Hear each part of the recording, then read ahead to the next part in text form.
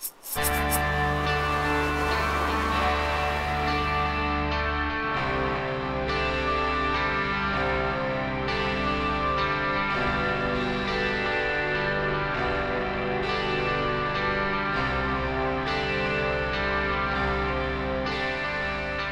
we've just been on a nice quick 40-minute hike to get the legs moving. There's a fair bit of snow around, so it made life a little bit difficult, and some of the coaches and stuff had some runners on, which is not the hiking boots, which makes it a little bit slippery, but all in all it was good to get out and get a bit of movement before we get stuck into it on Monday, which will be exciting.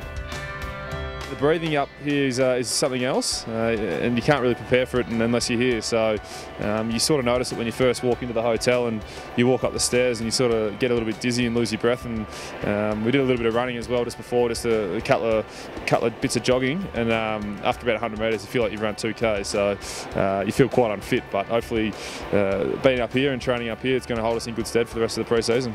Same with the breathing and your running. Is that something you adapt to as the trip goes on? Yeah, it is. It is. I mean, you sort of get used to the breathing. The first couple of nights, you sort of wake up in the middle of the night and you forget to breathe because you wake up in a bit of a panic and you're trying to suck them in, and it's a little bit difficult. But I suppose you sort of get used to it after a while. And same with the running and all that sort of stuff up here and the hiking. You grow into it and get better as you go along.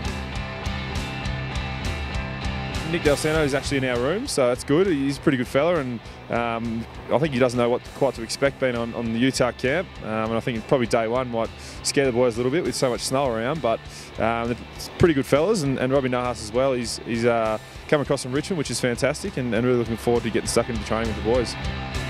Super important for our team to be able to get across to Utah, and as you said, for 4 years, for the last 4 years, it's been a vital part of our pre-season, and the bonding experience is great. We get to go down to Salt Lake and watch Utah Jazz, and a few of the boys are really big fans of the basketball, and just also to live with 5 guys in a room. You might not necessarily spend heaps of time with outside of footy is also good. It brings you all very close, but it's very important that this 3 weeks training is quite solid, and that sets us up for the pre-season and hopefully next year as well, which is exciting times ahead.